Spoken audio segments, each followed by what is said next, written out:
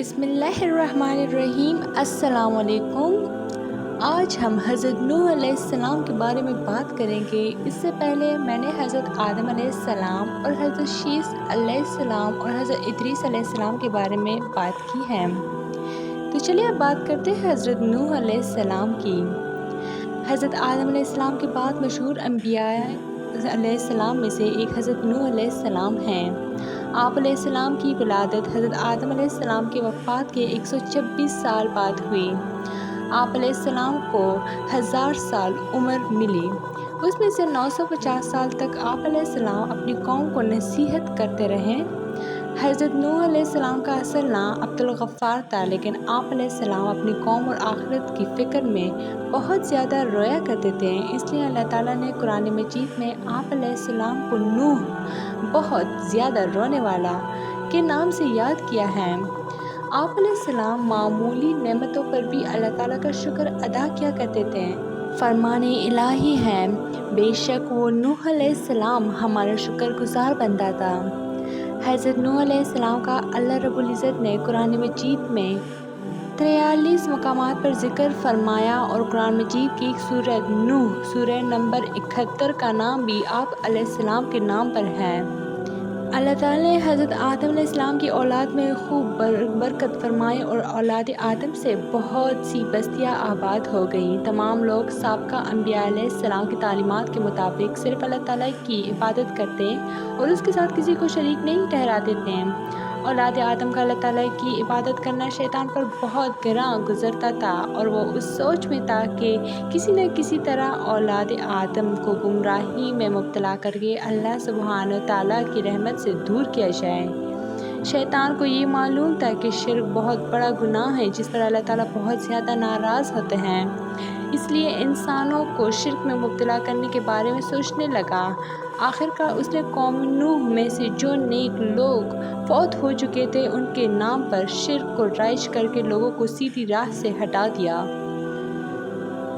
حدیث رسول اکرم صلی اللہ علیہ وسلم ہے، ہم نے حبشہ میں ایک خوبصورت گرجا گھر دیکھا جس میں انبیاء علیہ السلام اور نیک لوگوں کی تصاویر تھیں۔ ہم نے آپ صلی اللہ علیہ وسلم کے سامنے اس گرجا گھر اور تصاویر کا ذکر کیا تو آپ صلی اللہ علیہ وسلم نے فرمایا، ان یہود و نصاری میں جب کوئی نیک آدمی فوت ہو جاتا تو وہ اس کی قبر پر عبادت گاہ تعمیر کرتے اور اس میں ان کی تصاویر بنا کر رکھ لیتے تھے۔ قیامت کے دن یہ لوگ اللہ کے نزدیک بدترین مخلوق ہوں گے۔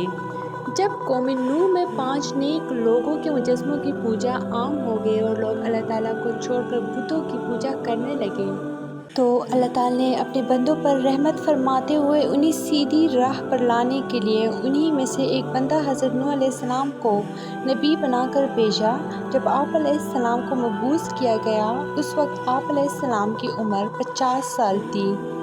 فرمان الہی ہے، یقیناً ہم نے نوح علیہ السلام کو ان کی قوم کی طرف نبی بنا کر بھیجا اور ان سے کہا کہ آپ اپنی قوم کو ڈرائیں اس سے پہلے کہ ان پر دردناک عذاب آ جائے۔ رسول اکرم صلی اللہ علیہ وسلم نے فرمایا، لوگ محشر کے میدان میں نوح علیہ السلام کے پاس بھی جائیں گے اور کہیں گے، اے نوح، آپ زمین والوں کی طرف بھیجے جانے والے پہلے رسول ہیں۔ اللہ تعالیٰ نے آپ کا نام عبدًا شکوراً، شکر گزار بندہ رکھا، آپ ہماری شفاعت فرمائیں۔ نوح علیہ السلام یہ کہتے ہوئے معذرت کر لیں گے کہ اللہ تعالیٰ آج بہت زیادہ غصے میں ہیں، اس سے پہلے کبھی اتنے غصے میں نہیں آئے تھے اور نہ ہی بعد میں آئیں گے۔ جب اللہ تعالیٰ نے حضرت نوح علیہ السلام کو نبی بنا کر بھیجا تو انہوں نے اللہ تعالیٰ کے حکم کے مطابق سب سے پہلے اپنی قوم کو اللہ تعالیٰ کی توحید کی طرف بلایا، اور وہ لوگ اللہ تعالیٰ کے ساتھ جنہیں شریک ٹھہرا رہے تھے ان کی عبادت کرنے سے منع کیا۔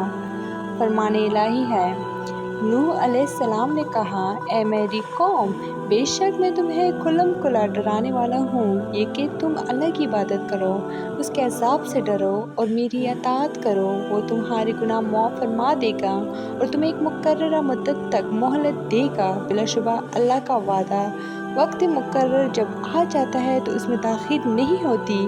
کاش کہ تم یہ بات سمجھ لیتے۔ نوح علیہ السلام نے کہا، اے میری قوم، مجھے بتاؤ کہ اگر میں اپنے رب کی طرف سے واضح دلیل پر ہوں اور مجھے اس نے اپنے پاس سے رحمت عطا کی لیکن وہ تمہاری نگاہوں میں نہ آئی تو کیا میں تمہیں اس کو ماننے پر مجبور کر سکتا ہوں جبکہ تم اسے ناپسند کرتے ہو؟ احادیث رسول اکرم صلی اللہ علیہ وسلم۔ میں تمہیں دجال سے ڈراتا ہوں اور کوئی نبی ایسا نہیں گزرا جس نے اپنی قوم کو دجال سے نہ ڈرایا ہو، یہاں تک کہ نوح علیہ السلام نے بھی اپنی قوم کو دجال سے ڈرایا، حالانکہ ان کا زمانہ بہت پہلے تھا۔ حضرت نوح علیہ السلام نے نبوت ملنے کے بعد اپنی قوم کی خیر خواہی کرتے ہوئے انہیں اللہ تعالیٰ کا پیغام پہنچایا، مگر قوم نے سرکشی کا مظاہرہ کرتے ہوئے آپ علیہ السلام کو جھٹلایا اور آپ علیہ السلام کی مخلصانہ دعوت کو ماننے سے انکار کر دیا، اور آپ علیہ السلام کے نبی ہونے پر مختلف شبہات کا اظہار کیا کہ تم تو ہماری ہی طرح کے انسان ہو، تم ہمارے بجائے نبوت کے حقدار کیسے بن گئے؟ قوم کے سرداروں میں سے کسی نے بھی تمہاری پیروی نہیں کی، تمہاری پیروی صرف معاشرے کے غریب، کم عقل اور بے وقوف لوگوں نے کی ہے۔ تمہارے پیروکاروں میں کوئی بھی ایسی خوبی نظر نہیں آتی جو ہم میں نہ ہو، پھر تم نبی کیسے بن گئے؟ فرمان الہی ہے۔ ان نوح علیہ السلام کی قوم کے کافر سرداروں نے کہا کہ اے نوح، ہم تو تمہیں اپنے جیسے ہی انسان سمجھتے ہیں اور ہم یہ بھی دیکھتے ہیں کہ ہماری قوم میں سے صرف انہی لوگوں نے بغیر سوچے سمجھے آپ کی پیروی کی ہے جو کم درجے کے، کم سمجھ والے ہیں، اور ہم یہ بھی دیکھتے ہیں کہ تمہیں ہم پر کوئی فضیلت نہیں ہے بلکہ ہم تو تمہیں جھوٹا سمجھتے ہیں۔ حضرت نوح علیہ السلام کے بارے میں قوم کے شبہات ان کی جہالت اور کم عقلی کا واضح ثبوت تھے۔ حق حق ہی ہوتا ہے، چاہے اس کی پیروی قوم کے امیر لوگ کریں یا غریب۔ انسانی تاریخ سے پتہ چلتا ہے کہ حق کی پیروی کرنے میں غریب لوگوں نے ہی پہل کی ہے۔ قوم کے انتہائی سخت رویے کے باوجود بھی حضرت نوح علیہ السلام نے بڑے حوصلے اور صبر کے ساتھ اپنی قوم کو سمجھانے کی کوشش کی اور ان کے شبہات کا ازالہ کرتے ہوئے کہا کہ اللہ تعالیٰ نے مجھے نبی ہونے کی واضح دلیل عطا کی ہے اور میرا تمہارے جیسا انسان ہونا نبوت ملنے میں رکاوٹ نہیں، میری رسالت پر ایمان لانے والوں کا مالی اعتبار سے کمزور ہونا بھی مجھے نبوت ملنے سے مانے نہیں، اس لیے کہ انسان ہونے اور عقل اور فہم رکھنے کے اعتبار سے وہ تمہاری ہی جیسے ہیں۔ نبوت تو اللہ تعالیٰ کی طرف سے رحمت اور اس کا فضل ہے جو اس نے مجھے عطا کیا ہے، مگر تم نے اس کی قدر نہیں کی اور بلا سوچے سمجھے مخالفت پر اتر آئے ہو۔ میں تو تم سے خیر خواہی سے پیش آ رہا ہوں اور اس دعوت پر میں تم سے کسی اجرت کا مطالبہ بھی نہیں کرتا۔ میرا صلہ اللہ تعالیٰ ہی دے گا۔ تم میرے پیروکاروں کو گٹھیا کہتے ہو اور مجھ سے مطالبہ کرتے ہو کہ میں انہیں اپنے پاس سے دور کر دوں۔ یاد رکھو، میں ایسا ہرگز نہیں کر سکتا، اس لیے کہ ایمان لانے کے بعد اللہ تعالیٰ کے نزدیک ان کا مقام بلند ہو چکا ہے، لہٰذا تم میری خیر خواہی کو مد نظر رکھتے ہوئے حق بات مان لو۔ فرمان الہی ہے۔ نوح علیہ السلام نے کہا، اے میری قوم، مجھ میں گمراہی نہیں بلکہ میں تو تمام جہانوں کے رب کا بھیجا ہوا رسول ہوں۔ میں تو تمہیں اپنے پروردگار کا پیغام پہنچاتا ہوں، تمہاری خیر خواہی کرتا ہوں، اور میں اللہ کی طرف سے وہ باتیں جانتا ہوں جو تمہیں معلوم نہیں۔ حضرت نوح علیہ السلام قوم کی سرکشی کے باوجود انہیں دن رات دعوت حق دیتے رہے اور قوم ان پر جو بھی الزامات لگاتے رہی اس کا اچھے انداز میں جواب دیتے رہے۔ دعوت حق دیتے ہوئے حضرت نوح علیہ السلام کو 950 سال گزر گئے۔ جب ایک نسل کے لوگ مرنے کے قریب ہوتے تو وہ بعد والوں کو یہ وصیت کر جاتے کہ تم نوح علیہ السلام پر ایمان نہ لانا۔ آخر کار ان کی طبیعت ہی ایسی بن گئی کہ جیسے ایمان اور حق قبول کرنے کی کوئی صورت گوارا نہیں تھی، انہوں نے بجائے دعوت حق کو قبول کرنے کے آپ علیہ السلام کو مختلف انداز میں دھمکیاں دینا شروع کر دیں اور ساتھ ہی یہ بھی کہنے لگے کہ جس عذاب سے آپ ہمیں ڈراتے ہو وہ لے آؤ۔ جب حضرت نوح علیہ السلام کی دن رات دعوت ایمان اور بے مثال کوشش کے باوجود قوم نے دعوت ایمان قبول کرنے کے بجائے عذاب کا مطالبہ کر دیا اور اللہ تعالیٰ نے بھی بذریعہ وحی آپ علیہ السلام کو آگاہ کر دیا کہ جن کی قسمت ایمان تھا وہ لا چکے اب مزید ایمان نہیں لائیں گے، تو آپ علیہ السلام نے اپنی قوم کے سرکش اور کافر لوگوں کے مقابلے میں اللہ تعالیٰ سے مدد کی درخواست کر دی۔ فرمان الہی ہے، نوح علیہ السلام نے دعا کی، اے میرے رب، میری قوم نے مجھے جھٹلا دیا ہے، اب میرے اور ان کے درمیان فیصلہ فرما دے اور مجھے اور میرے مومن ساتھیوں کو ان سے نجات عطا فرمائیے۔ اور بلا شبہ نوح علیہ السلام نے ہمیں پکارا، دیکھ لو ہم کیسے اچھے دعا قبول کرنے والے ہیں، ہم نے انہیں اور ان کے گھر والوں کو بڑی مصیبت سے بچا لیا۔ حضرت نوح علیہ السلام نے اللہ سے اپنے لیے مدد کی درخواست کی تو اللہ تعالیٰ نے فوراً قبول فرماتے ہوئے آپ علیہ السلام کو ایک کشتی بنانے کا حکم دیا۔ فرمان الہی ہے، ہم نے نوح علیہ السلام کی دعا قبول فرما لی اور اس نوح علیہ السلام کی قوم کے خلاف مدد کی جنہوں نے ہماری آیات کو جھٹلایا تھا، یقیناً وہ بہت ہی برے لوگ تھے۔ نوح علیہ السلام کی طرف وحی بھیجی گئی کہ آپ کی قوم میں سے جو لوگ ایمان لا چکے ہیں ان کے سوا اب اور کوئی بھی ایمان نہیں لائے گا، بس آپ اس پر غم نہ کیجیے جو یہ کر رہے ہیں، آپ ہماری آنکھوں کے سامنے اور ہماری وحی کے مطابق کشتی تیار کریں اور ظالموں کے بارے میں ہم سے کوئی بات نہ کرنا۔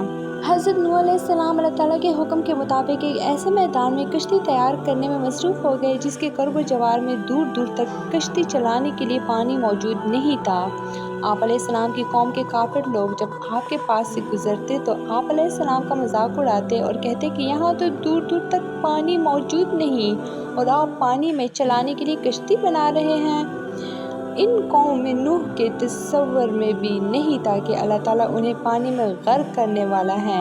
آپ علیہ السلام انہیں جواب دیتے کہ جس طرح آج تم ہمارا مذاق اڑا رہے ہو اسی طرح ایک دن تمہارے بھی مذاق اڑایا جائے گا اور تمہیں بہت جلد معلوم ہو جائے گا کہ اللہ تعالیٰ کے غضب کا شکار کون ہوتا ہے۔ فرمان الہی ہے، وہ نوح علیہ السلام کشتی بنانے لگے اور جب ان کی قوم کے سردار ان کے پاس سے گزرتے تو ان کا مذاق اڑاتے۔ وہ نوح علیہ السلام کہتے، اگر تم ہمارا مذاق اڑا رہے ہو تو ہم بھی ایک دن تمہارا اسی طرح مذاق اڑائیں گے جس طرح تم اڑا رہے ہو، تمہیں بہت جلد معلوم ہو جائے گا کہ کس پر وہ عذاب آتا ہے جو اسے دنیا میں رسوا کر دے گا اور اس پر آخرت میں بھی ہمیشہ کا عذاب نازل ہوگا۔ جب حضرت نوح علیہ السلام کشتی تیار کر چکے تو اللہ نے حضرت نوح علیہ السلام کو حکم دیا کہ آپ خود بھی کشتی میں سوار ہو جائیں اور میرے مومن بندوں اور تمام حیوانات میں سے جوڑا جوڑا کشتی میں سوار کر لیجیے، مگر کفار میں سے کسی کو بھی کشتی میں سوار نہ کرنا۔ حضرت نوح علیہ السلام نے اللہ تعالیٰ کے حکم کے مطابق مومن بندوں کو جن کی تعداد تقریباً 80 تھی کشتی پر سوار کر لیا، جن میں حضرت نوح علیہ السلام کے بیٹے اور ان کی بیویاں بھی شامل تھیں۔ تمام جانداروں کا ایک ایک جوڑا بھی سوار کر لیا۔ پھر اللہ تعالیٰ نے ایسے زبردست طوفان بھیجا کہ آسمان سے بھی زوردار بارش برسنے لگی اور زمین سے بھی پانی ابلنے لگا۔ چند لمحات کے اندر پانی اتنا زیادہ ہو گیا کہ اللہ تعالیٰ کے حکم سے کشتی تیرنے لگی۔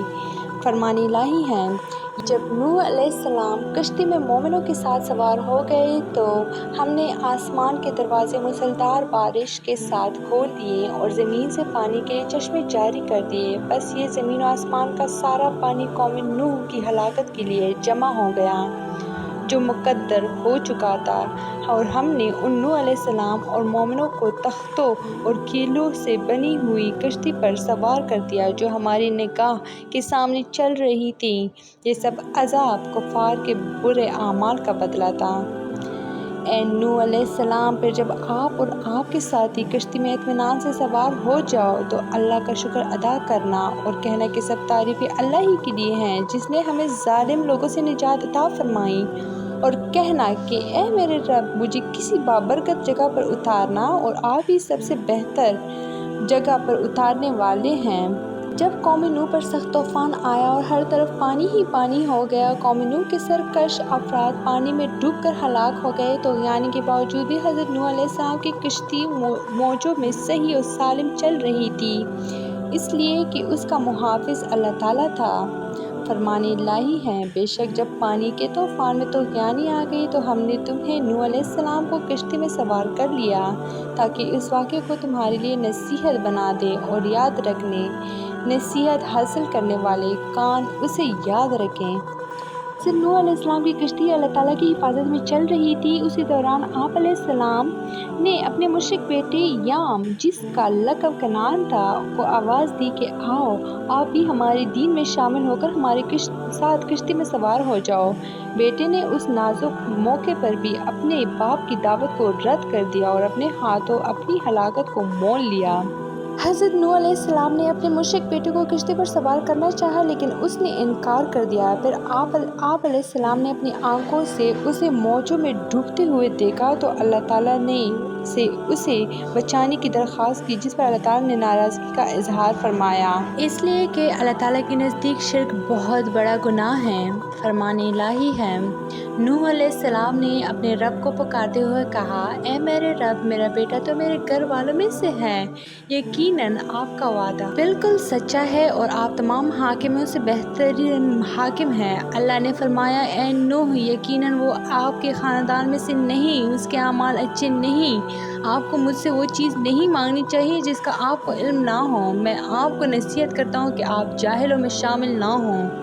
نوح علیہ السلام نے کہا، اے میرے رب، میں آپ کی پناہ چاہتا ہوں اس بات سے کہ آپ سے وہ چیز مانگو جس کا مجھے علم ہی نہ ہو۔ اگر آپ مجھے نہیں بخشیں گے اور مجھ پر رحم نہیں فرمائیں گے تو میں خسارہ پانے والوں میں سے ہو جاؤں گا۔ آسمان سے شدید بارش اور زمین سے پانی کے فوارے نکلنے پر زمین پر بہت سا پانی اکٹھا ہو گیا جس میں تمام کفار ڈوب گئے، صرف وہی لوگ بچے جو حضرت نوح علیہ السلام کے ساتھ کشتی میں سوار تھے۔ اللہ تعالیٰ نے زمین کو حکم دیا کہ جو بھی تمہارے اوپر پانی ہے اسے پی جاؤ، اور آسمان کو حکم دیا کہ بارش برسانا بند کر دو۔ دونوں نے اللہ تعالیٰ کے حکم کی تعمیل کی۔ زمین کا پانی کم ہونا شروع ہوا اور پہاڑوں کی چوٹیاں نظر آنے لگیں تو حضرت نوح علیہ السلام کی کشتی جودی پہاڑ پر جا ٹھہری جو عراق کے شہر موصل کے قریب ہے۔ اللہ تعالیٰ نے حضرت نوح علیہ السلام سے فرمایا کہ اب آپ سلامتی کے ساتھ کشتی سے زمین پر اتر جائیے۔ آپ پر اور آپ کے مسلمان ساتھیوں پر اللہ تعالیٰ کی برکتوں اور رحمت کا سایہ رہے گا، اور ان میں سے کچھ کی نسلوں میں سے ایسے لوگ پیدا ہوں گے جو آگے چل کر کفر کی راہ اختیار کریں گے۔ ان کا مقصد دنیا کی عیش و آرام ہوگا۔ ہم انہیں دنیا سے فائدہ اٹھانے کا موقع تو دیں گے لیکن آخرکار انہیں دردناک عذاب سے دوچار ہونا پڑے گا۔ فرمان الہی ہے۔ اے زمین، اپنے پانی کو نگل جا، اور اے آسمان، برسنے سے رک جا۔ اسی وقت پانی خشک کر دیا گیا اور کفار کا کام تمام ہو گیا، اور کشتی جودی پہاڑ جو عراق میں موصل شہر سے کچھ فاصلے پر واقع ہیں پر جا ٹھہری، اور فرما دیا گیا کہ ظالم لوگوں کے لیے اللہ کی رحمت سے دوری ہو۔ حضرت نوح علیہ السلام نے اپنی قوم کو اللہ تعالیٰ پر ایمان لانے کی تلقین کی، مگر قوم پھر بھی ایمان نہ لائی، یہاں تک کہ آپ علیہ السلام کا حقیقی بیٹا بھی عذاب الہی کا شکار ہو گیا۔ اسی طرح آپ علیہ السلام کی بیوی بھی ایمان نہ لانے کی وجہ سے عذاب الہی کی مستحق ٹھہری۔ فرمان الہی ہے۔ اللہ نے کفار کے لیے نوح اور لوط علیہ السلام کی بیویوں کی مثال دی ہے۔ یہ دونوں ہمارے دو نیک بندوں کے نکاح میں تھیں، مگر ان دونوں نے اپنے شوہروں کی خیانت کی تو وہ شوہر اللہ کے مقابلے ان کے کچھ کام نہ آ سکے، اور ان بیویوں سے کہہ دیا گیا کہ تم دونوں بھی جہنم میں داخل ہونے والوں کے ساتھ داخل ہو جاؤ۔ اللہ سبحانہ و تعالیٰ نے کفار کو ہلاک کرنے کے بعد زمین کو خشک کر کے رہنے کے قابل بنا دیا، اور آپ علیہ السلام کی اولاد جو کشتی میں آپ علیہ السلام کے ساتھ سوار تھی ان سے انسانی نسل کو باقی رکھا۔ سام کی نسل سے عربی، فارسی اور رومی وجود میں آئے۔ حضرت نوح علیہ السلام کے دور میں آنے والے طوفان سے سوائے کشتی میں سوار افراد کے تمام لوگ ہلاک ہو گئے تھے۔ ان سے آگے پھر انسانی نسل کا سلسلہ چلا، اس لیے حضرت نوح علیہ السلام آدم ثانی یعنی دوسرے آدم کہلاتے ہیں۔ فرمان الہی ہے، اور ہم نے ان نوح علیہ السلام ہی کی نسل کو باقی رکھا۔ رسول اکرم صلی اللہ علیہ وآلہ وسلم نے فرمایا، جب نوح علیہ السلام کی وفات کا وقت قریب آیا تو انہوں نے اپنے بیٹے کو وصیت فرمائی کہ میں تجھے 2 کاموں کا حکم دیتا ہوں اور 2 کاموں سے روکتا ہوں۔ تو یہ تھی میری آج کی ویڈیو۔ امید کرتی ہوں کہ آپ لوگ کو اچھی لگی ہوگی۔ چینل کو لائک، شیئر اینڈ سبسکرائب ضرور کریں۔ Stay tuned for more. Thanks for watching.